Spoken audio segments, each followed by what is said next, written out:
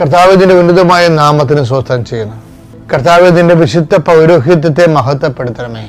കർത്താവെ, സഭയിലുള്ള സാന്നിധ്യം പ്രകടമാക്കണമേ. എൻ്റെ കർത്താവിന്റെ ഉന്നതമായ നാമത്തിൽ, സഭയുടെ അധികാരത്തിൽ, കുരിശിന്റെ അടയാളത്തിൽ മെയ് 24 ശനിയാഴ്ച ഞാൻ നിന്നെയും നിന്റെ കുടുംബത്തെയും ആശീർവദിക്കുന്നു. നീ ഇറങ്ങിപ്പോകുന്ന നിന്റെ വീടിന്റെ എല്ലാ വാതായനങ്ങളിലും ഞാൻ കർത്താവിന്റെ നാമത്തിൽ കുരിശാലേഖനം ചെയ്യുന്നു. നീ അനുഗ്രഹിക്കപ്പെട്ടവനാകട്ടെ. നിന്റെ കുടുംബവും കുഞ്ഞുങ്ങളും അനുഗ്രഹിക്കപ്പെടട്ടെ. നീ ഏത് ഭവനത്തിൽ പ്രവേശിച്ചാലും ആ ഭവനത്തിൽ സമാധാനം ആശംസിക്കാൻ പറഞ്ഞ കർത്താവിന്റെ നാമത്തിലെ ഞാൻ ഈ സമയത്ത്, ഈ പ്രഭാതത്തിലെ നിന്റെ കുടുംബത്തിൽ സമാധാനം ആശംസിക്കുന്നു. കർത്താവെ, സമാധാനം ആ മക്കൾ അനുഭവിക്കുവാനും അതിൽ കുടികൊള്ളുവാനും ഇടയാക്കണം പ്രാർത്ഥിക്കുന്നു. എവിടെ പോകുമ്പോഴും കർത്താവ് നിന്റെ വചനത്തിനനുസരിച്ച് ജീവിക്കുവാനും വചനത്തിൽ തെറ്റിപ്പിരിഞ്ഞ് പടല പിരിഞ്ഞ് പോകാതിരിക്കാനും കർത്താവെ, അങ്ങ് കിറൂബുകളുടെ സംരക്ഷണം അങ്ങയുടെ മക്കൾക്ക് നൽകണം പ്രാർത്ഥിക്കുന്നു. ഈശോയെ, ഇന്ന് കണ്ടുമുട്ടുന്ന വ്യക്തികൾ നീ ആശീർവദിക്കണമേ.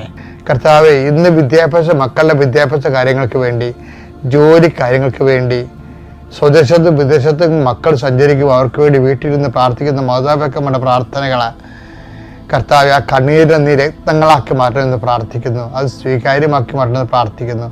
കർത്താവെ, പലരും പ്രാർത്ഥിക്കുമ്പോഴേ അവരെ പ്രാർത്ഥിക്കുന്ന വിഷയത്തിന് നേടിയെടുക്കേണ്ട കഴിവോ കൃപയോ ശക്തിയോ അവർക്കില്ല. കർത്താവെ, ഞങ്ങൾ നിന്റെ പീഡാനുഭവത്തിൻ്റെ ശക്തിയാൽ, കുരിശുമണ്ഡത്തിൻ്റെ ശക്തിയാൽ, അതിനേക്കാൾ വരുന്നൊരു ഉയർത്തെഴുന്നേൽപ്പിൻ്റെ ശക്തിയാൽ അങ്ങയുടെ മക്കളുടെ പ്രാർത്ഥനകൾ ചെവിക്കൊള്ളുകയും മാതാവിൻ്റെ മധ്യസ്ഥത അവ സ്വീകരിക്കപ്പെടുകയും ദൈവത്തിൻ്റെ കണ്ണീരുടെ അവർ വിതക്കാനുള്ള വിത്തുമായി പോകുന്നു.